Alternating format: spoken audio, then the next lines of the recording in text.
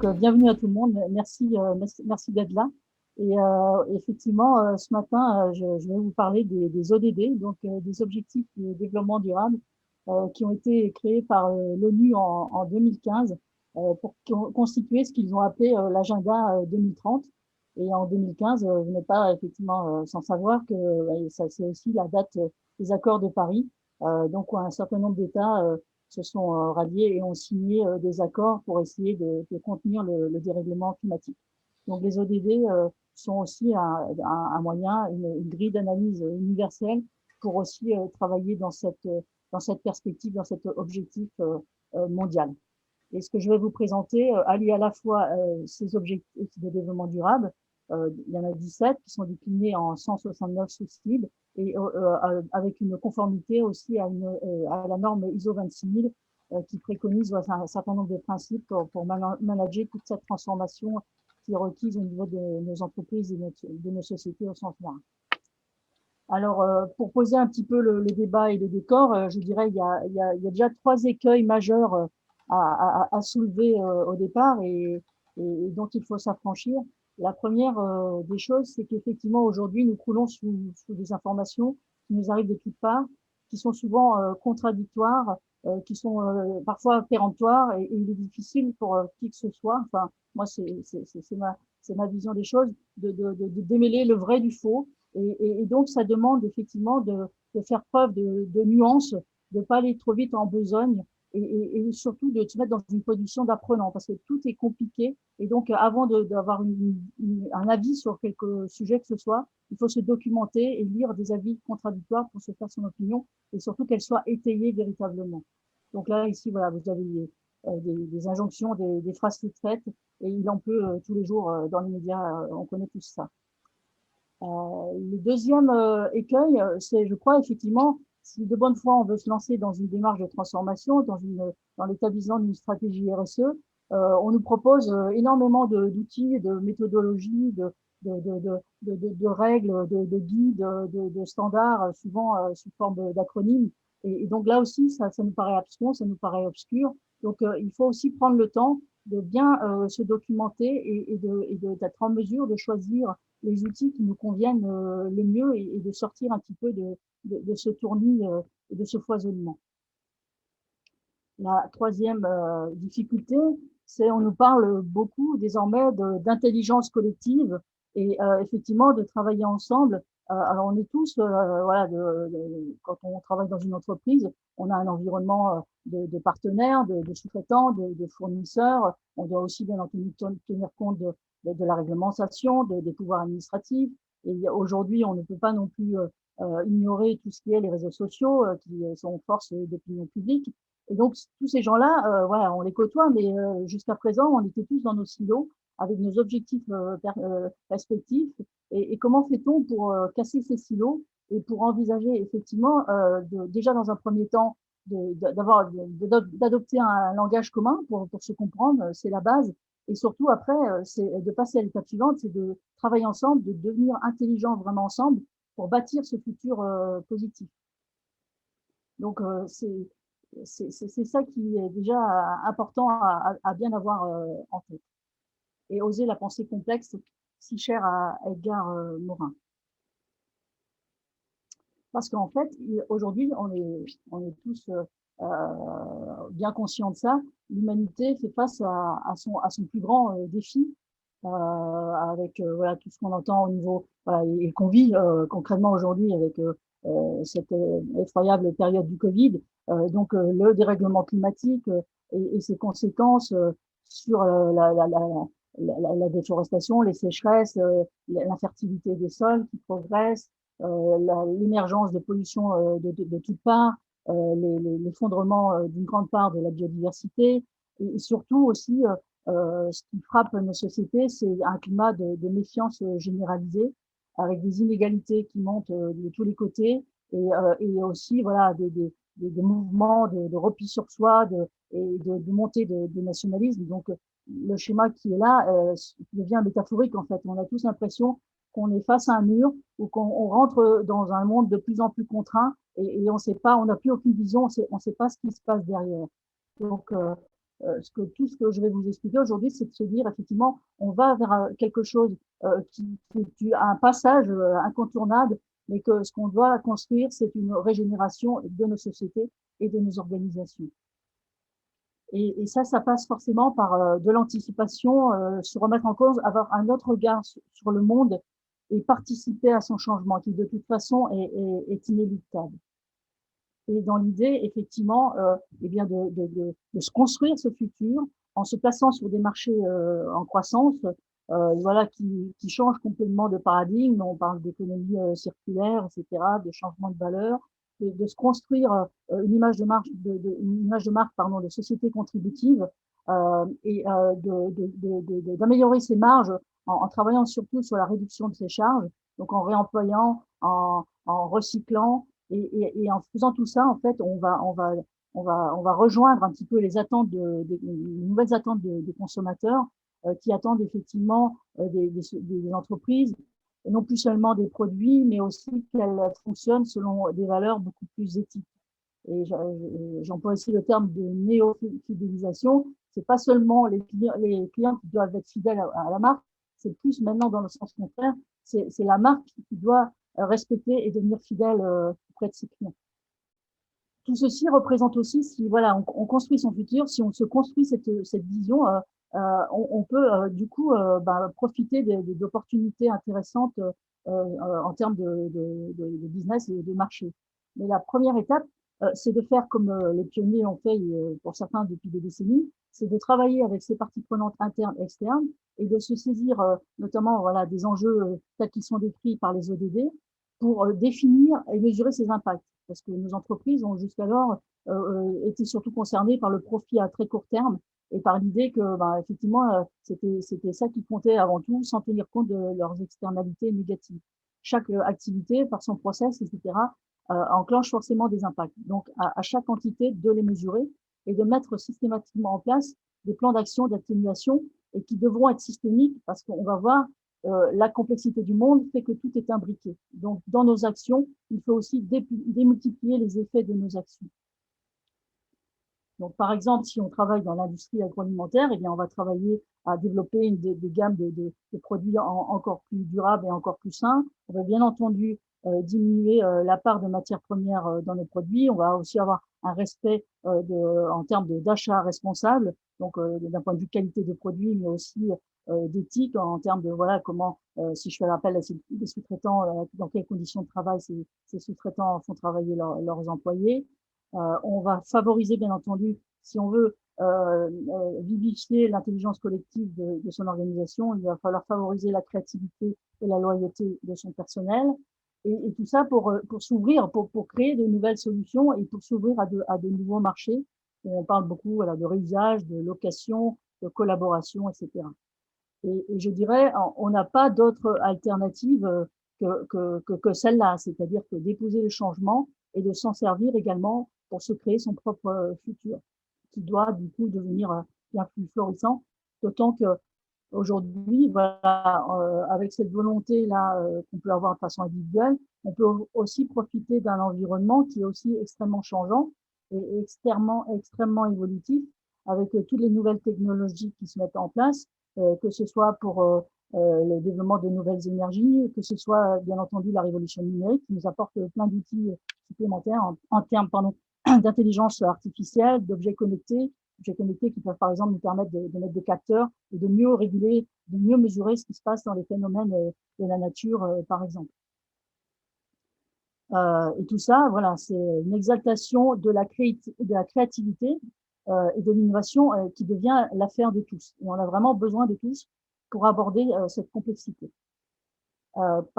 Parce que il n'y a vraiment pas d'autre alternative. Le statu quo n'est pas de mise. Voilà, tout ce qui suit sur le slide est en rouge. On va faire face, si on ne bouge pas, à des pénuries en ressources de plus en plus sévères, à également une montée des pressions réglementaires qui vont essayer, voilà, d'essayer de réguler ces pénuries. Et donc, les impacts vont devenir majeurs sur ce qui fonde en fait la stabilité d'une activité économique, c'est-à-dire le prix de revient, ses transactions financières et in fine, voilà, la confiance de ses parties prenantes. Donc, sustainability, en français, on emploie le terme de développement durable qui ne veut pas tout à fait dire la même chose. Le plus approprié, il faudrait trouver un équivalent en français, c'est vraiment sustainability. Et là, aujourd'hui, c'est un terme qui a toute son importance parce qu'effectivement, depuis 70 ans, on est dans une espèce d'amnésie environnementale qui crée des conditions qui nous mettent véritablement en danger en tant qu'humanité. Donc, le produire plus induit tellement d'impact délétère sur la biosphère et nos systèmes sociaux que c'est notre existence même d'humain qui est en jeu. À l'échelle géologique, on est apparu, bien entendu, parmi les derniers. Si on ramène ça à une échelle de 12 heures, on est apparu à 11h58. Donc, en 2 minutes, on a fait énormément de progrès, mais un peu comme des enfants gâtés hein, dans un jardin où tout était à profusion. Aujourd'hui, on voit qu'on est dans un monde avec des ressources finies et il est temps de devenir adulte et de faire fonctionner à plein notre cerveau. Il en est capable hein, avec toute l'inventivité dont on a fait preuve, mais d'exalter ça pour voilà, éradiquer tous ces effets négatifs qu'on cause à nos environnements, qui est notre berceau, hein, qui est ce qui nous tient en vie. Donc, en termes de destruction, on a mis vraiment en place des mécanismes de destruction massive. Et donc, vis-à-vis de la biodiversité et de tout ce qui fait en fait la vie sur Terre. Alors, on parle bien entendu de pollution et avec l'enjeu majeur qui est effectivement concernant le dérèglement du climat et l'accord de Paris, le fait de devoir réduire nos émissions de GES de l'ordre de 50% d'ici 2030. 2030, c'est demain, donc ça ne va pas se faire tout seul. Voilà, on a des pollutions de toutes sortes, je vais pas toutes les passer en revue, hein, mais on a des pollutions au niveau des pesticides que l'on emploie pour l'agriculture, les phytosanitaires, des productions liées aussi à l'industrie chimique, et notamment cet envahissement par le plastique, où en fait, avec les microplastiques qui envahissent les océans, en fait, le plastique, on le mange, hein, il est rentré dans la chaîne alimentaire. De la même façon, on fait un saccage des sols par le fait qu'on a des moyens d'extraction qui sont extrêmement violents, donc des coupes à blanc des forêts, voilà, des assèchements des nappes phréatiques, enfin j'en passe et des meilleurs. Et aujourd'hui, là, dans cette période très compliquée et qui dure du Covid, des experts, des grands spécialistes nous disent qu'en fait, les pandémies, qu'on est rentré dans une ère de pandémie, en fait, parce que ça vient aussi du fait qu'on a renié tellement les espaces vitaux pour les espèces, certaines espèces humaines, qu'on a rapproché notre proximité avec elles et que du coup, on a le développement de toutes ces zoonoses. Là, c'est clair, nous sommes face à une réalité qui est indéniable. Les limites planétaires sont face à nous. Ça, c'est des tableaux de bord qui existent. Voilà, toutes ces données sont enregistrées, documentées depuis des lustres. Les limites planétaires, ça, c'est un document que j'ai pris de la Commission européenne. Donc, on voit que, notamment pour la biodiversité et pour les ressources, par exemple en azote et en phosphore, on est vraiment dans des seuils, on a dépassé des seuils critiques. De la même façon, ce graphe est assez explicite en termes combien que représente notre consommation par rapport à la taille de la planète. Ici, ça représente une seule planète. Et quand on regarde ce que nous consommons en tant qu'occidentaux de l'Ouest, nous sommes à 5-6 planètes. Ne parlons pas des Américains qui sont au-delà de 6 et 8 et le Koweït qui est bientôt à 9-10 planètes.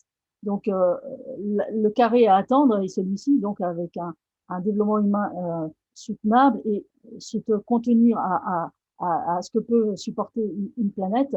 Donc, quand on dit ouais, les ODD, c'est plus pour les produits, les pays en développement, etc., c'est entièrement faux parce qu'on voit, grâce à ce graphique, que c'est tout le monde qui doit faire des efforts. Et je dirais peut-être même encore plus les pays occidentaux avec notre surconsommation. C'est un changement complet de paradigme qui est à effectuer. Il faut qu'on fasse du rétro-pédalage pour se remettre effectivement dans les limites de notre planète. Donc, comment faire pour construire une économie qui soit frugale et qui soit durable? Eh bien, ça passe d'abord et avant tout par le fait de réduire nos flux et de matière et d'énergie. En termes d'extraction, voilà aussi un graphe qui est assez parlant. C'est en fait c'est les projections qui sont menées par les spécialistes de l'économie circulaire et qui montre la progression de notre niveau d'extraction des ressources, quelle qu'elle soit, entre 1900 et 2015.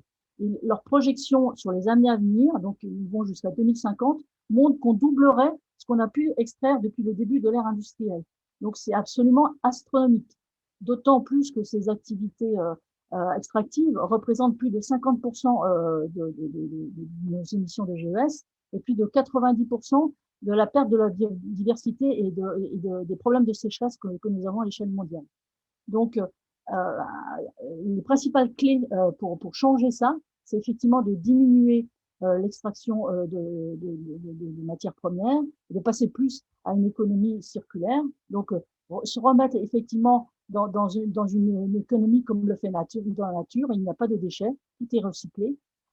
Limiter les contaminations liées aux substances toxiques, c'est-à-dire travailler avec des process beaucoup plus green, et aussi revenir à une régénération des sols et cesser cette agression permanente, régénération des sols par la permaculture, par, par l'agroforesterie. Enfin, il y a plein de moyens que l'on connaît. Donc, outre le fait qu'on est en train de complètement détruire notre environnement, cet environnement qui soutient en fait nos sociétés et qui soutient tous les process économiques et sociaux que nous avions mis en place pour que effectivement le bien-être et la santé de l'humanité progressent. Et ça a été le cas ces dernières années. Mais ces piliers sont en train d'être sévèrement attaqués par ce qui se passe au niveau de l'environnement. Et donc, il faut aussi travailler sur les 5 axes qui sont donnés ici et cumulé avec voilà les trois autres concernant l'environnement, ça représente les 7 champs d'action qui sont prônés par l'ISO 26000 et aussi on verra qui sont communs avec les ODD. Donc il faut travailler tout ce qui est les droits de l'homme, les relations et les conditions de travail, les communautés locales, le développement des communautés locales, revenir à des loyautés de pratique, hein, parce qu'aujourd'hui ceux qui gagnent ce sont les tricheurs. Donc, revenir à plus d'éthique, à plus de justice et aussi changer entièrement nos modes de consommation et nos moyens de production. Il faut qu'ils deviennent beaucoup plus respectueux et plus responsables. Avec un but essentiel, c'est de casser ce climat de méfiance dont je parlais au départ et de rétablir la confiance qui est le seul terreau sur lequel on peut se mettre à traiter nos problèmes et à trouver ensemble des solutions. Les risques, on les connaît tous, et ce qu'il faut savoir, c'est que nos gouvernants les connaissent aussi. Ça, c'est un extrait d'un rapport du Forum économique mondial. D'ailleurs, je vous encourage à aller sur ce site où en fait, c'est une animation qui est extrêmement bien faite parce qu'on voit l'interaction de tous ces risques. Et quand vous allez sur cet élément, vous voyez immédiatement les liens. Quand vous cliquez sur un élément, vous voyez immédiatement ces interactions avec les autres items de cette sphère, avec aussi une intensité de force dans les faits.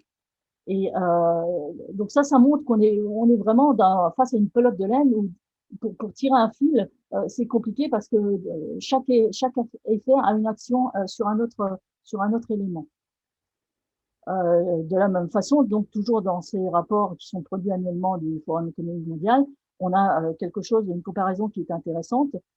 Tous les risques liés au climat, les catastrophes, enfin les tempêtes, les typhons, etc., la perte de biodiversité, les catastrophes naturelles, etc., sont dans ce carré de tous les dangers où on a la plus forte occurrence et le plus fort impact.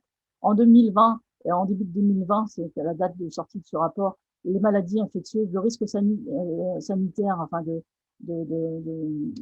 risque infectieux était placé comme faible, enfin de très peu de probabilité, mais avec un fort impact. Il a bien entendu rejoint ce carré de tous les dangers et avec entraîne tous les risques qui concernent effectivement la stabilité de nos sociétés, donc la montée des mouvements migratoires, le risque de récession, le risque de guerre, voilà, comme on peut le voir par exemple en Syrie. Voilà, donc aujourd'hui tous les signaux sont au rouge et ça montre qu'on est dans une urgence d'action. Un autre grand spécialiste, un grand économiste de Cambridge vient aussi de sonner un peu le tocsin là en février, enfin le mois dernier, où il nous déclare donc à l'appui d'une grande étude qu'il a pu mener sur ce qui se passe au niveau de la perte de biodiversité, que nous sommes en danger extrême. Et la cause principale, c'est l'incapacité de notre économie à prendre en compte véritablement l'épuisement rapide du monde naturel. Alors aujourd'hui, jusqu'à aujourd'hui, je dirais, les entreprises se sont contentées effectivement d'être dans le profit à court terme, de ne raisonner que sur leur périmètre, sans tenir compte de leurs externalités négatives.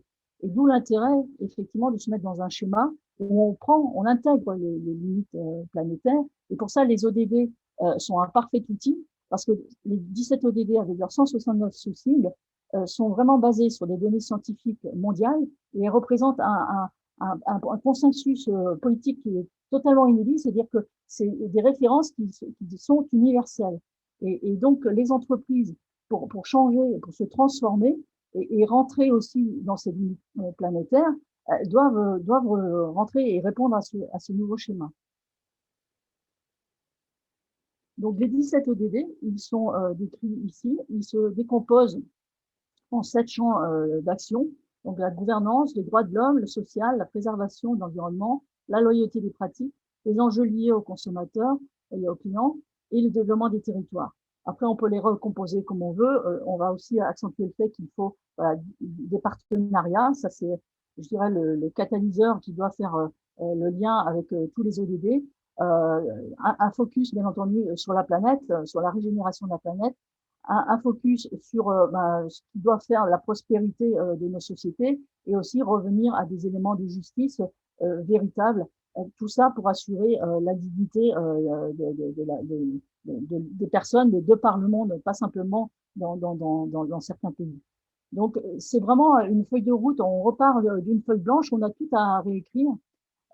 Personnellement, moi, j'ai conduit des équipes toute ma carrière en innovation et en R&D. Et donc, quand on part d'une feuille blanche et qu'on demande aux gens de faire preuve d'innovation, de créativité, etc., ce qui voilà, est nécessaire aujourd'hui, il faut bien entendu les conduire dans un cadre alors, qui doit rester souple, mais qui doit quand même être extrêmement structuré, parce que le temps manque, donc il faut que chaque étape soit bien mesurée, que dès qu'il y a un écart, on soit en mesure de réagir, etc. Donc, c'est la méthodologie dont je vais vous parler tout de suite. Donc, déjà, comment mettre en place les conditions pour créer cette intelligence collective et pouvoir créer ensemble des futurs positifs? Eh bien, il faut d'abord et avant tout utiliser les principes de la psychologie positive, qui s'appelle encore la Patchett Inquiry, qui est un principe tout simple, mais qui est peu mis en œuvre, en fait. Donc, c'est d'abord constituer un groupe avec une diversité de personnes très importante, avec, voilà, dans une entreprise, des gens qui viennent de différents départements, mais aussi avec des volontaires, des gens qui ont la volonté de participer à ce qui est en train de se passer, ne serait-ce que pour pouvoir dire à leurs enfants que ils sont partie prenante de travaux qui les amènent à considérer qu'ils peuvent être acteurs aussi et contribuer à améliorer les choses.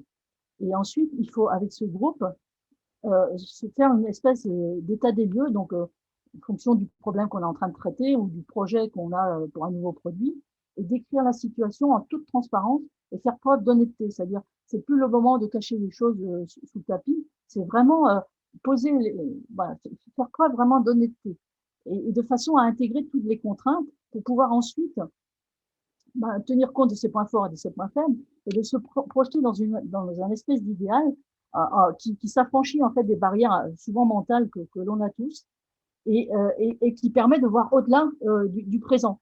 Et ensuite, bien entendu, avec toutes ces données et ces avis différents, on peut se mettre à créer quelque chose et revenir dans le domaine de l'opérationnalité et co-construire voilà, quelque chose qui va ensuite demander à être livré, donc de donner des livrables bien précis et bien concrets et bien pragmatiques. Et avec tout ça étant conduit par un droit à l'erreur. Parce que aujourd'hui, dans nos sociétés, jusqu'alors, voilà, l'erreur est considérée comme quelque chose de perte de temps, etc. Alors que souvent, c'est au contraire, c'est l'opportunité.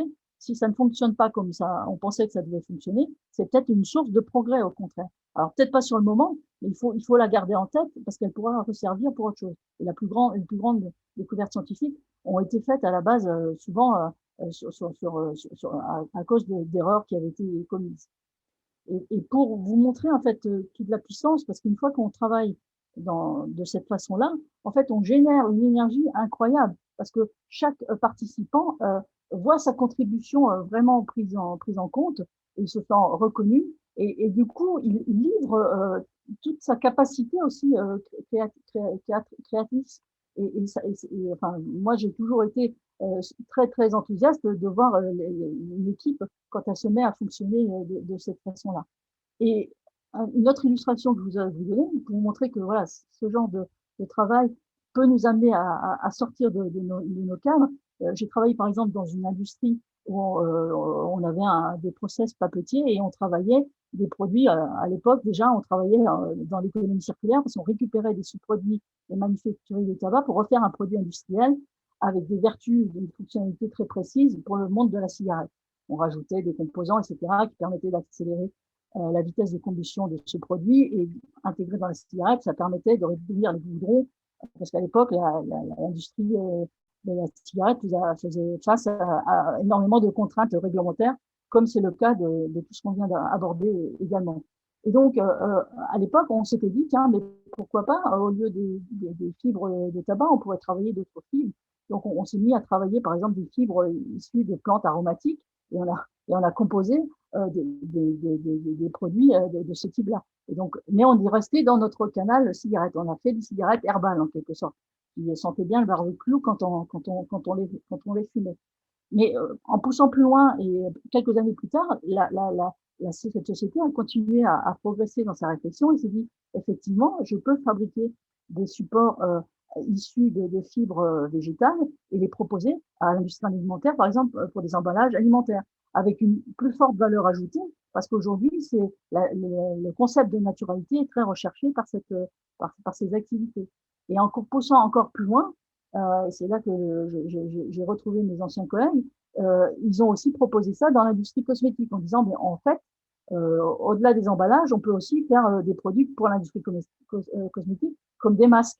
Et du côté de l'industrie cosmétique, on s'est dit, bah, effectivement, on va répondre aux besoins de personnalisation des produits en associant un masque avec des fibres particulières, avec une lotion, voilà, qui sera aussi personnalisée en fonction du type de peau des produits. Donc, des clients. Donc, vous voyez, c'est juste pour dire qu'avec ce genre de schéma, on sort de nos contraintes personnelles et respectives, et on peut voir au-delà. Et c'est ce qui est demandé aujourd'hui.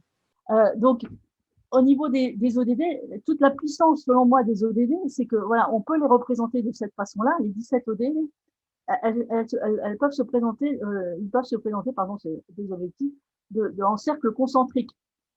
Et chaque cercle concentrique correspond aux 5 finalités du développement durable qui sont exposées ici. Et donc, vous voyez, vous retrouvez le même schéma que ce que je vous ai montré là au niveau de la sphère du rapport du Forum économique mondial. On peut développer le même schéma, la même vision d'intersection, d'interconnexion de nos effets en fait. Et c'est ça qui est tout intéressant. Et puis ce sur quoi aussi il faut insister, et c'est vraiment l'intention de l'ONU, c'est que cette démarche, elle doit penser globalement, et les ODD sont là pour la rattacher au global, mais son efficacité pleine ne s'exercera qu'en développant des capacités d'innovation très très importantes au niveau local. Donc voilà, là on rallie tous les points en fait de nos problématiques. Et juste pour une illustration, donc moi j'ai un petit atelier justement pour faire travailler les gens. Et l'intérêt, encore une fois, c'est de susciter le débat et d'avoir des avis contradictoires pour créer un consensus en fait face à chacune des actions qu'on peut décider de mettre en place. Donc par exemple, là c'est juste un exemple en disant bah, on va travailler notre partie achat responsable, on veut limiter par exemple l'utilisation d'huile de palme parce qu'on connaît les méfaits des forêts de palmeraies à monoculture en Indonésie, voilà, qui aggravent terriblement la perte de biodiversité. Alors, on peut faire ça, mais ça a des effets positifs de notre point de vue de consommateurs occidentaux. Mais on va enlever du travail aux ouvriers là-bas dans ces palmeraies. Donc, on veut bien faire cette limitation de l'intégration d'huile de palme et de ses dérivés dans nos produits, mais il va falloir aussi qu'on pense à avoir des actions d'accompagnement là-bas à l'autre bout du monde, en Indonésie, pour recréer des cultures vivrières, par exemple, ou voilà, développer des fonds pour travailler sur la reforestation des forêts primaires qui sont les seules à pouvoir maintenir et développer la biodiversité. Et sur chacune de ces actions, on peut avoir cette démarche-là, ce qui fait qu'au final, eh ben, on retrouve cet effet composé, on se recrée une vision globale, en fait, dire, voilà, nos actions, c'est un panachage et chacune a des effets voilà, qui peuvent être positifs, négatifs ou neutres. Et comment, voilà, quelle est la projection finale on rejoint la vision des risques qu'on avait au départ. Mais cette fois-ci, du point de vue action d'atténuation. Donc, on avait le négatif et là, on construit le positif. Euh, de la même façon, pardon, il faut travailler sur toute sa chaîne de valeur avec deux axes principaux qui sont comment je fais pour minimiser les impacts que je sais déjà négatifs de mon process. Et ce, donc, depuis l'achat des matières premières jusqu'à la fin de vie du produit. Donc, bien entendu, je vais travailler, on vient de voir, sur la partie biodiversité, mais aussi, je vais travailler sur quand même un enjeu majeur, ce qui est aujourd'hui de dire, je veux réduire mes GES, et pour les réduire, il faut que je les mesure.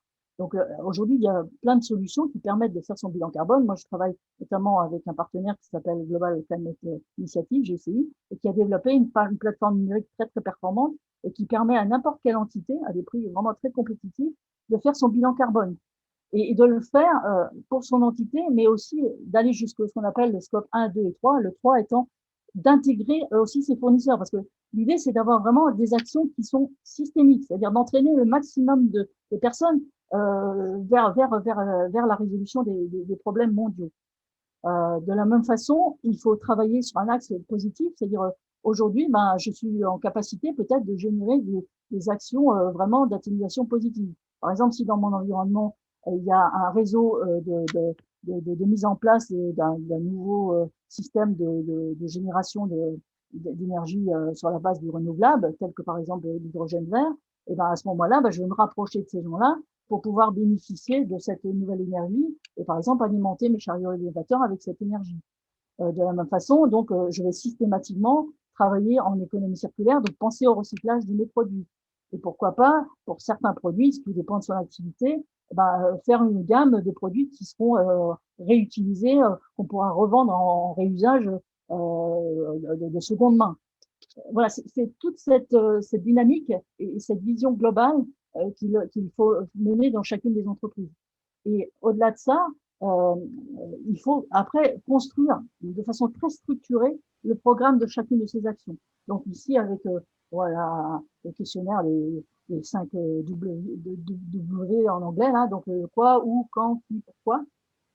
Donc quels impacts, quels process, les lieux, quand, se bâtir un calendrier, les parties prenantes, bien opérer, cartographier ces parties prenantes et les impliquer, faire l'état des lieux comme je vous l'expliquais. L'idée, c'est vraiment voilà, de se nourrir de toutes les discussions, de tous les débats, et pour que chaque partie prenante puisse donner son avis et réduire l'écart entre le dire et le faire. Parce que souvent, on va pas parler de greenwashing ici, mais voilà, on se déclare de belles intentions, mais on n'a pas les actions qu'il faut pour les concrétiser, en fait. On n'a même pas la volonté, c'est juste des intentions qui sont juste déclarées pour faire un affichage.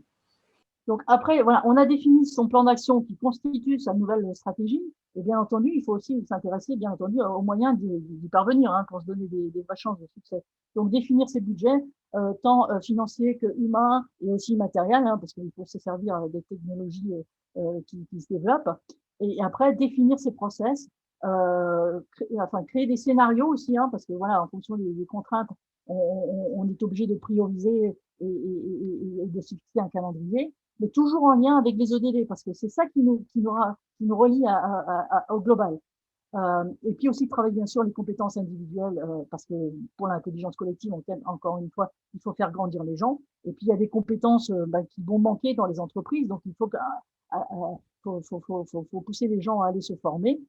Et à chaque fois, voilà, donc dans cette création, cette construction de stratégie, il faut avoir un dialogue permanent avec ces parties prenantes, parce qu'il faut toujours être en phase. Tout est tellement mouvant qu'il faut s'assurer qu'on est toujours dans les bonnes cibles. Et après, effectivement, on parle beaucoup, surtout ces derniers jours, des entreprises à mission, etc., effectivement, avec l'affaire de Danone. Mais l'affaire de Danone, elle a été, enfin, je veux dire, ce qu'on dit dans les médias n'est pas réellement ce qui s'est passé dans l'entreprise. Donc, c'est bien plus compliqué que ça. Une grande entreprise, surtout comme Danone, il y a des rapports de force qui s'exercent et qui ne sont pas portés à la connaissance du grand public. Donc, je pense que ce qui s'est passé là, c'est pas contre la société à mission. Je dirais depuis quasiment son origine, Danone se veut être une entreprise à mission. Donc là, je pense que c'est plus une histoire de jeu de pouvoir. Voilà. Mais là, en l'occurrence de ce que je vous présente, moi, la raison d'être de l'entreprise, une fois qu'on a fait ce travail de réflexion, d'analyse de ces risques, de définition de plans d'action, d'atténuation, etc., on s'est créé sa stratégie et on l'a établie dans le temps. Et donc, on n'a pas besoin après de réunir un comité de fort en thème pour trouver sa raison d'être. Sa raison d'être, elle se sera déjà incarnée au travers des plans d'action qui ont été décidés. Donc, en fait, c'est d'abord réfléchir, commencer à marcher sur ce chemin-là, et la raison d'être, elle découle de ça, en fait. Et elle doit être incarnée. C'est pas juste de faire des belles phrases. C'est qu'est-ce que je fais concrètement. Donc, en ce moment, on est dans une période, du fait des circonstances, où il y a énormément d'aides qui sont aussi offertes aux entreprises pour voilà, juste aider à cette transformation. La dernière en date, c'est encore une fois qui a trait au bilan carbone, c'est que donc l'ADEME a développé un nouveau volet d'aide qui va jusqu'à proposer de rembourser le bilan carbone des entreprises jusqu'à 80%. Donc, il n'y a vraiment aucune raison de résister à ça, quoi. Il faut le faire. Mais il y a d'autres plans, hein, donc là, il y a tout l'esthétique et aussi il y a un plan pour accompagner les entreprises à faire tout ce que je vous propose là, en fait. Donc, si vous démontrez que vous rentrez dans un tel programme, ben, vous pouvez aller chercher des aides et vous êtes tout à fait légitime, mais à condition d'avoir cette rigueur et cette profondeur de champ, en fait. Après avoir fait la liste de ces plans d'action, il faut bien entendu les prioriser et toujours dans un souci de vision globale et afin de mieux communiquer en fait ce sur quoi on travaille. Donc là ici c'est un schéma qui permet de dire voilà je table sur mes points forts, je les mets dans les verts et je continue à progresser là-dessus. Tout ce qui est perfectible, ben, je le place en orange et effectivement à chaque fois tout rattaché aux ODD, hein, ça c'est facile et ça sort de l'entreprise de son silo. Et pour ce qui est des points qui sont vraiment sur lesquels j'ai vraiment des efforts à faire, et ben à ce moment-là, je ne reste pas dans cette situation, je me fais aider, je fais appel à des partenaires extérieurs, etc. Mais je sors de cette mauvaise tendance. Donc là, moi, j'ai tout plein d'outils justement qui permettent d'enregistrer tout ça et de travailler sous le principe qu'on connaît tous, hein, plein de doute, check, act, et de façon vraiment très très précise, très très détaillée, et d'intégrer aussi voilà les niveaux de priorité des enjeux que vous avez définis avec vos parties prenantes internes et les parties prenantes externes, et de définir ce qu'on appelle la matrice de matérialité qui est figurée ici. Donc en abscisse, vous avez les degrés d'importance pour vous en interne et les degrés d'importance pour vos parties prenantes et le diamètre des sphères correspond au niveau de maturité, c'est-à-dire où vous en êtes de cet enjeu, c'est-à-dire est-ce que c'est vos points forts, est-ce que c'est vos points perfectibles, est-ce que ça fait partie des choses où vraiment vous avez depuis un certain temps des progrès majeurs à accomplir. Donc des indicateurs sur toutes les actions et aux différentes étapes de vos actions. Ici, vous avez aussi un bilan qui est fait par l'outil de GCI, justement pour le bilan carbone, ce qui vous permet de faire une photo au moment de l'état des lieux initial et de le suivre un peu plus tard pour constater en fait les bienfaits de tous vos plans d'action, parce que les GES peuvent être réduits par les transports, etc., par la diminution des consommations d'énergie, mais ça peut aussi, et bien entendu, ça va passer par tout ce qui est économie circulaire, parce qu'en utilisant moins de matières premières vierges, eh ben, vous allez aussi réduire leur impact en termes énergétiques. Et avec aussi des visions en étoile, donc sur l'ensemble des enjeux que vous aurez retenus, avant, après. De façon à ce que dans l'équipe avec laquelle vous allez travailler, systématiquement, toutes les données sont partagées. Et encore une fois, voilà, on ne maîtrise bien que ce que l'on mesure. Ça, on ne peut pas déroger à ça. euh, au même titre que je vous dis, voilà, on est dans les ODD, c'est l'agenda 2030 de l'ONU, et ben chacun, avec tout ça, il doit se faire aussi son propre agenda 2030. Parce que si on doit réduire de 50% les émissions de GES, chaque entité, vous comprenez bien, doit au moins les réduire de 50%. Donc il faut se projeter dans cet avenir à chaque fois avec ces différentes actions. Là, c'est purement fictif, hein, mais voilà, qui travaillent sur tous les aspects relatifs aux différents ODD. Et comme ça, vous avez aussi votre feuille de route et vous pouvez la partager avec toutes vos parties prenantes. Et ça vous place immédiatement dans les sociétés qui prennent bien en main leurs enjeux et qui sont capables de communiquer autour. Et si on vous pose une question sur tel et tel de vos plans, eh ben vous avez tout l'arsenal derrière pour en discuter et pour l'argumenter. Donc aujourd'hui, voilà, on reprend le schéma du goulet d'étranglement et avec tout ce que je vous ai montré, on peut vraiment, avec les écosystèmes qu'on a créés avec ses partenaires, on a une créativité, une innovation qui est exacerbée. Et donc à ce moment-là, on part voilà, avec l'idée qu'on va privilégier la qualité à la quantité, privilégier l'usage à la propriété et surtout aussi privilégier le coût d'usage sur la durée plutôt que de profiter à l'instant T d'un prix très bas. Ce qui est souvent le cas hein. Dans les appels d'offres, on va favoriser le moins 10 ans. Alors que c'est tout le contraire qu'il faut faire en fait. Faut intégrer le coût d'un produit sur sa durée de vie, pas sur un coût spot. Et donc avec ça, eh bien, à ce moment-là, ben, on peut travailler avec de nouveaux business models hein, en économie circulaire, en économie de la réduction, en économie de partage collaborative, économie de la fonctionnalité, etc. Et puis aussi au niveau de l'économie sociale et solidaire, c'est un volume d'affaires qui peut être aussi intéressant à étudier.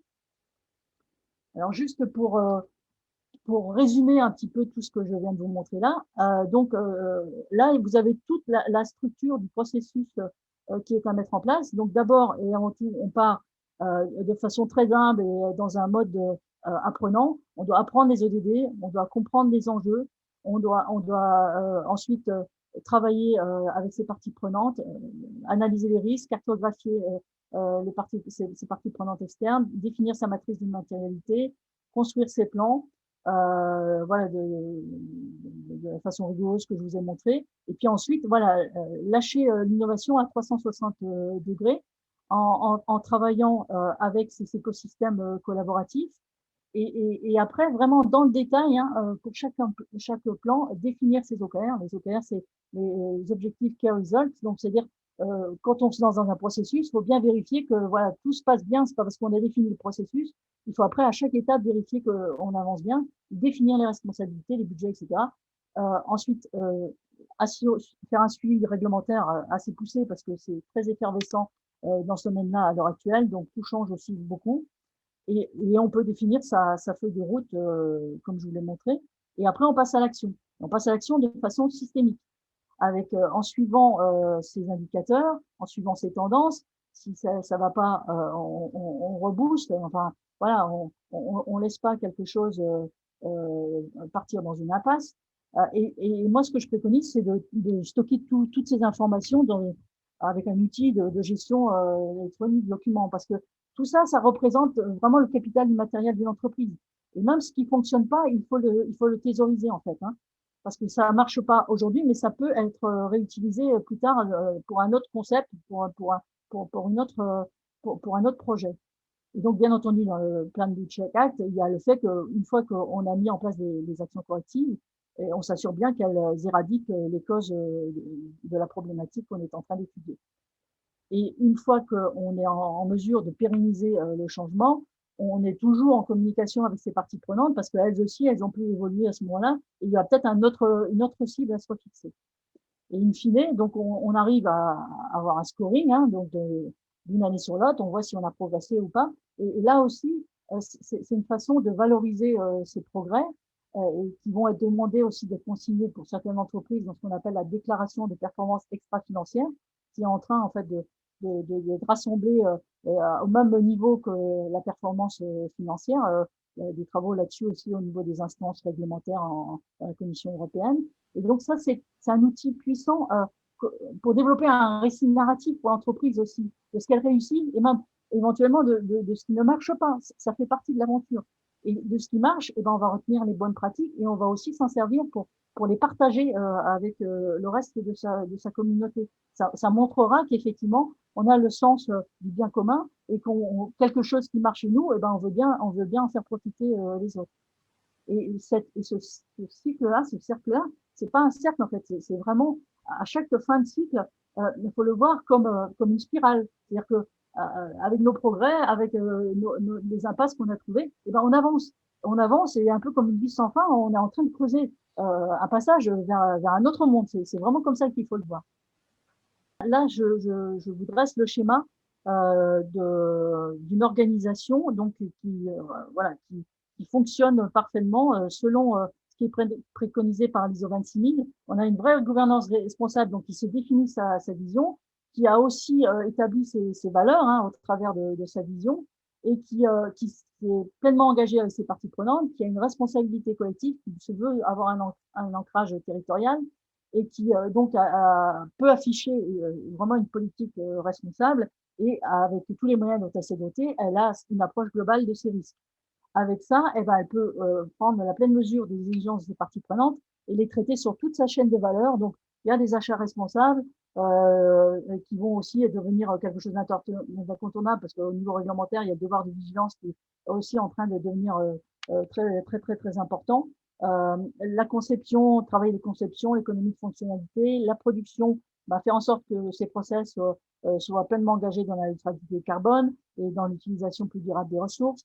La vente, bien entendu, le marketing va devenir un marketing de la preuve, cesser d'être un marketing déclaratif qui déclare des vertus qui n'existent que dans du rêve, mais se mettre au contraire comme garantie au service de la protection du client et du consommateur. Les services support vont arrêter d'être des services considérés comme des centres de coûts, mais au contraire comme un peu le sel de la terre pour faire fonctionner tout le reste, hein, que ce soit la communication responsable, et la communication responsable sera nourrie avec tout ce dont je viens vous parler. La veille réglementaire, ça c'est aussi incontournable. Les services informatiques support et la finance éthique, j'en parlerai un peu plus tout à l'heure. Donc, manager ses ressources, parce que voilà, l'intelligence collective, si elle n'est pas nourrie, elle se tarit très vite. Et tout mesurer, hein, les KPI, les indicateurs, on en met partout et chaque fois, on essaye de faire un benchmark. On se contente pas des cibles qu'on a fixées au départ. On vérifie bien que voilà, on est dans les standards de sa profession et même on peut viser au-delà. Et de toute façon, ça va être requis par la réglementation au travers de de cette fameuse déclaration de performance extra-financière. Et là, avec tout ça, eh ben, on répond parfaitement, bien entendu, on satisfait ces parties prenantes et surtout, on rentre enfin dans les limites planétaires. Alors, vous me direz, ça c'est du rêve, vous m'expliquez les choses qui se passent que chez les bisounours, mais pas du tout, parce qu'il se trouve qu'il y a déjà des gens qui ont fait ce parcours. Et là, je vais vous donner comme exemple une société qui, moi, je considère comme emblématique, c'est la société Interface. Et d'ailleurs, Interface, en plus, elle porte bien son nom parce que tout va se jouer aux interfaces. Et cette société, ils partaient de loin, pourtant c'est des fabricants de moquettes, et ils ont entamé cette démarche dans les années 90. Aujourd'hui, voilà leurs indicateurs. Quand je parle d'indicateurs, je ne vais pas vous les détailler, hein. Vous pouvez aller voir, ils sont, il y a beaucoup de littérature à leur sujet sur Internet. Ils se présentent à juste titre aujourd'hui comme une des sociétés les plus soutenables au monde, en fait, hein. Et là, ils viennent d'éditer un livre blanc pour expliquer un peu leur démarche et expliquer voilà, comment ils ont progressé. Et ils sont partis de rien en fait, et de très loin, hein, les fabricants de moquettes. Mais aujourd'hui, le recyclage est au cœur même de leur process. Là, 90%, je crois que c'est la part de recyclage qu'ils ont dans leurs produits. Et aujourd'hui, ils continuent en fait. C'est un mouvement d'amélioration qu'ils ont instauré et qui est perpétuel en fait. Et aujourd'hui, ils sont à fabriquer des produits, figurez-vous, qui ont une empreinte carbone négative, parce qu'ils incorporent dans les produits des produits issus de la filière bois, au travers de leur colle ou même au travers de copeaux de bois. Et donc, voilà, les allégations futures des produits, ce seront en partie d'avoir des produits qui ont des empreintes carbone négatives. Donc, si on n'intègre pas le recyclage, jamais on pourra se prévaloir de ça. Et cerise sur le gâteau, donc il se relie à tous les ODD que j'ai listés ici, Mais en termes de profit, très rapidement, ils ont commencé ça en 96, je crois. Eh bien, dans les premières années, bon, ça a été compliqué, mais au bout de la quatrième année, je crois, ils ont vu leurs ventes progresser et surtout, ils ont dégagé de nouvelles capacités financières de part que ils ont limité leurs déchets. Tout leurs déchets, ils récupèrent, ils ont créé une filière de recyclage de leur moquette. Donc, dès que la moquette est usée chez leurs clients, ils la récupèrent, ils la réincorporent dans le process. Donc, en fait, la valeur ajoutée vient d'une meilleure maîtrise des matières premières. Et des exemples comme ça, moi, j'en ai pléthore. Et depuis quelques mois, voilà, je me suis, avec un autre partenaire aussi, qui est un éditeur de logiciels avec qui je travaille depuis de nombreuses années. Ben, en fait, j'ai constitué, je suis en train de constituer une base de données, donc de tous ces exemples qui fleurissent aux quatre coins du monde sur des nouveaux process, sur des nouvelles façons de commercer, d'établir, voilà, de l'économie circulaire. Et donc, cette base de données, normalement, elle devait être en ligne, mais on a eu aussi à subir les dégâts de l'incendie d'OVH, comme l'a cité de la RSE d'ailleurs. Et donc, ça sera en ligne que dans les prochaines semaines. Pour ceux qui sont intéressés, je pourrais vous avertir à ce moment-là. Mais cette base de données, elle peut être interrogeable. Donc, c'est un moteur de recherche très, très puissant, full text, qui interroge de façon très spécifique sur l'ensemble des données de la base. Et on peut l'interroger via les ODD et via les différentes sous-cibles et via des catégories d'enjeux telles que vous avez sur l'exemple qui est là. Et ça, c'est une source d'inspiration inépuisable, en fait. Hein. Et donc, pour n'importe quelle entreprise, moi, je propose ça. Et donc, quand les gens disent, mais moi, qu'est-ce que je peux faire, etc., bah, là, ça ouvre les horizons, en fait, hein, parce que les applications sont parfois incroyables. Et c'est assez réjouissant, je dois le dire. Alors, d'un point de vue réglementaire, je vais vous faire le point aussi sur l'année 2021 qui va être très décisive aussi au niveau de la réglementation des organismes financiers. Dans la foulée des accords de Paris, on a eu le Green Deal qui a été lancé aussi par la Commission européenne l'année dernière. Dans cette continuité du Green Deal, on a l'European Climate Pact. Et tout ça enclenche derrière donc le fameux règlement disclosure qui est en train aussi de rénover cette notion de déclaration de performance extra-financière. Et donc tout ça pour, euh, pour renforcer et durcir en fait les critères de durabilité dans les investissements et demander beaucoup plus de transparence au niveau des acteurs en termes de la définition de leur plan d'impact et de maîtrise des risques. Voilà. Donc tout ce que je vous ai montré là va être requis par la réglementation des instances financières. Et même pour l'octroi de crédit, quand une entreprise viendra voir son financier, il sera beaucoup plus exigeant avec elle sur les critères SGS aussi, et une échéance qui tombe en juin 2021. Et un autre élément aussi très très incontournable qui est en train de se mettre en place, c'est ce qu'on appelle la taxonomie, et qui est vraiment la pierre angulaire d'un système financier qui se veut plus vertueux. Je vais vous en dire un peu plus sur le slide d'après. Donc, qu'est-ce que cette taxonomie européenne?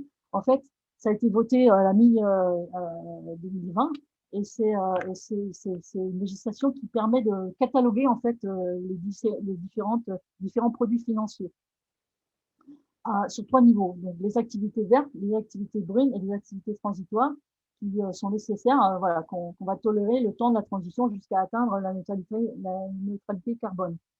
Et ce label va permettre d'attirer plus de financement. Donc, les entreprises, dans leur déclaration de performance extra-financière, vont devoir se justifier sur ces critères qui sont listés ici et qui reprennent ce dont on parle depuis le début du webinaire. Donc, des programmes sur l'atténuation du changement de climat, l'adaptation à celui-ci, toute la notion de protection de l'eau et des ressources marines, la prévention, le contrôle de la pollution, la restauration de la biodiversité et puis tout ce qui a trait à l'économie circulaire.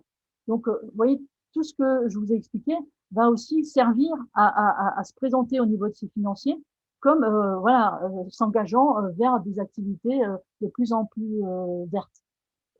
Et en plus, d'où l'intérêt de faire la démarche structurée, comme je préconise, c'est que Ces évaluations sont faites sur la base des normes qui vont de plus en plus se mettre en place, et aussi les cibles sont vérifiées selon les seuils de performance qui seront vraiment établis sur les bases de données. En 2 mots, c'est juste que la finance est en train de se doter de toutes les données extra-financières pour pouvoir avoir la meilleure capacité de jugement de ce que les entreprises leur donneront comme données propres à leurs activités. Donc la finance est vraisemblablement, et espérons-le, durablement poussée à devenir verte, et normalement c'est un phénomène boule de neige, et elles vont entraîner avec elles forcément les entreprises, parce qu'elles voudront de plus en plus avoir des entreprises qui seront classées vertes. C'est aussi simple que ça. Donc j'arrive à la conclusion. Je dirais que transformer le bénéfice d'une démarche RSE telle que je préconise, c'est vraiment de transformer son entreprise avec un mode d'emploi parfaitement défini, avec ses équipes, ses partenaires experts, créer des services, des produits plus respectables, respectueux des biens communs et donc plus durables, et puis démontrer scientifiquement, et j'insiste sur ce terme, sa performance globale pour satisfaire ses donneurs d'ordre, ses partenaires financiers, répondre aux exigences réglementaires qui vont être de plus en plus sévères, et justifier des aides de relance qu'on a pu voir, valoriser et diffuser ces progrès aussi via un outil, une plateforme numérique telle que celle dont je vous ai parlé, donc pour communiquer sur ces bonnes pratiques et élaborer aussi son rapport de performance extra-financière. Cerise sur le gâteau, il y a un sondage qui date déjà de 2-3 ans, mais qui montrerait que si on fait le comparatif entre les entreprises qui s'engagent dans une telle démarche et celles qui ne le font pas, il y a un gain de performance économique de l'ordre d'une dizaine de pourcents. Donc, avec tout ça, on peut aussi gagner une vision à plus long terme, parce qu'on a un meilleur management de ces risques, et une veille technologique et la mise en place de partenariats de confiance. Et enfin, on renforce avec tout ça, bien entendu, son image d'entreprise compétitive, on fidélise plus ses clients, ses collaborateurs.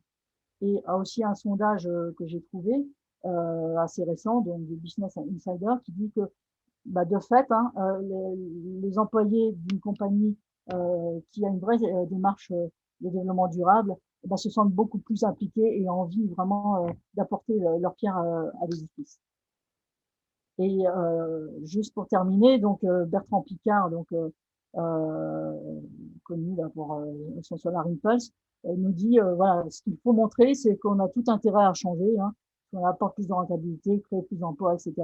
Et bon, j'espère qu'au travers de cette présentation, je vous aurai convaincu qu'effectivement la transformation, elle est inéluctable et en plus très très profitable. Merci Nathalie. Alors du coup, on a plusieurs questions. Donc on a Aline qui nous dit donc transformation veut dire volonté stratégique et politique de la direction et des parties prenantes capitalistiques. Est-ce qu'il existe des cursus écoles et universitaires intégrant la RSE et les ODD dans les pratiques et actions managériales?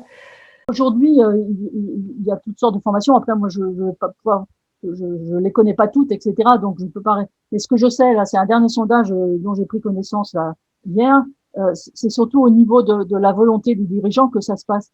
Et il y a eu un sondage qui a été fait par une boîte de consulting là, et qui dit qu'en fait 80% des dirigeants sont concernés par tout ça, mais en fait ils déclarent qu'ils n'ont pas le bagage méthodologique pour le faire. C'est un peu de la mauvaise foi, parce que moi, ce que je vous propose là, c'est exactement, enfin, je veux dire, c'est du bon sens. Après, il faut que ça soit structuré, il faut utiliser, voilà, des techniques de management et de structuration, d'innovation, etc. Mais je veux dire, ça existe, quoi. Donc, c'est plus de la volonté et de l'honnêteté de dire oui, effectivement, il faut tout changer et on y va, quoi, en fait. Les gens qui sont compétents pour le faire, il y en a plein partout, en fait. Et puis c'est de faire ça, je crois, un vrai sujet, c'est-à-dire qu'à un moment donné, c'est pas le dernier sujet à traiter pour l'entreprise, ou l'organisation, c'est un vrai sujet qui est à traiter avec autant d'importance et de priorité, si ce n'est plus, que tout le reste dans l'activité, quoi. Mais c'est un sujet prioritaire. Alors effectivement, aujourd'hui, on est dans un moment de crise, etc. Et voilà, et c'est très grave pour certaines activités, pour certains domaines. Mais justement, c'est aussi le moyen de dire il faut repartir sur de nouvelles bases. Les attentes des consommateurs sont différentes, etc. Et le recyclage, de toute façon, la réglementation est aussi en train de se forcir. Là, il y a un règlement un décret qui vient de tomber pour inciter justement tous les achats de la commande publique à très rapidement, je ne sais plus le délai, l'horizon, mais en fait, que systématiquement tous les achats pour la commande publique devront intégrer au moins de 20 à 40% de produits recyclés. Donc, de toute façon, il n'y a pas le choix. Je veux dire, on va sinon vers des périodes de pénurie en matières premières où elles vont avoir un tel surcoût qu'elles ne seront plus abordables. Donc, c'est un schéma de pensée qui est déjà incontournable. Et puis, je vous montrerai qu'on a tout intérêt, en plus, je veux dire, la valeur ajoutée de l'entreprise va se mesurer au travers de ce prisme. Donc, ceux qui veulent rester dans le schéma actuel vont être pénalisés. Vont subir plutôt que de transformer cette, peut-être pour eux au démarrage, contrainte en réelle opportunité s'ils arrivent à s'en saisir. Mais oui, bon, ça paraît relever du bon sens. Ce qui est incroyable, c'est de voir cette inertie, en fait. C'est ça qui est incroyable. Mais bon, voilà, on est en grande partie dans l'irrationnel. Hein, je vous apprends rien là-dessus. Et on a Damien qui nous demande, pouvez-vous répéter s'il vous plaît le nom du partenaire qui permet de mesurer le bilan carbone? Alors le partenaire c'est GCI, donc G pour global, C pour climate et I pour initiative. Et donc moi j'interviens avec eux comme expert agréé. Donc si la personne est intéressée, on peut ensuite en discuter. Et les prestations sont vraiment très intéressantes puisque ça démarre à partir de 500 € pour un bilan carbone, avec l'intégralité des scopes. Ensuite, on avait Damien qui demandait si tu avais des exemples sur le domaine bancaire. Et s'il y a d'autres questions, effectivement, c'est le moment. Des liens au niveau bancaire, je sais qu'il y a des startups qui sont en train de se lancer sur le fait, par exemple, de mettre en place des moyens par des applications, etc., pour tracer pour chaque individu en fait la nature de ses placements, par exemple. Hein, donc en fonction de telle banque, etc., et de tel programme, on peut savoir si effectivement on est placé dans des activités vertes ou moins vertes, etc. Enfin, ce qui est frappant là ces derniers mois, c'est qu'effectivement les financiers ont l'air de bouger énormément parce qu'ils sont les financiers et les assureurs parce qu'ils ont enfin pris connaissance que en fait la nature des actifs qu'ils ont dans leur portefeuille peut être terriblement mis en danger avec voilà ces atteintes au niveau de la biosphère et puis des règlements du climat notamment parce que si effectivement on parle de territoires qui vont devenir invivables ou de montée des eaux, etc., il y a des activités qui vont être frappées de plein fouet et donc il y a des rendements voilà, qu'ont des entreprises et qu'elles n'auront pas forcément dans un horizon de 10 ans. Hein, on est toujours dans cette histoire d'agenda de 2030. Cela est-il facile à mettre en place dans les PME? En l'occurrence, il cite un exemple de moins de 50 personnes, puisqu'il n'y a pas toujours des ressources disponibles. Non, mais justement, dont tout l'intérêt enfin, de la démarche que j'expose, c'est que voilà, moi j'accompagne les entreprises dans cette démarche. Donc après, le travail, c'est les entreprises qui vont le faire. Mais par contre, il faut effectivement avoir cette structuration et puis cet œil un peu extérieur pour aider, pour guider, etc. Donc pour les entreprises de moins de 50, voilà, il faut qu'elles se fassent accompagner et qu'ensuite le travail, encore une fois, c'est elles qui vont le faire. Et c'est juste en termes d'initiation en fait que se pose la difficulté. Mais après voilà, avec voilà un regard comme le mien, ça devient facile en fait, hein, parce qu'il y a un suivi et puis dès qu'il y a des points de blocage, je peux être là pour aider, pour mettre en rapport avec des gens qui peuvent aider à la résolution. Enfin, c'est un travail de groupe, c'est comme ça qu'il faut le voir. Hein, il faut pas hésiter à se faire aider, parce que plus d'entreprises s'y mettront, plus voilà l'émulation aura lieu et plus ça deviendra systémique. Merci à Nathalie, hein, vraiment, et puis merci à tous pour votre participation, pour vos questions, pour votre intérêt sur le sujet. Je vous souhaite de toute façon à tous une bonne fin de journée. À bientôt. Merci beaucoup.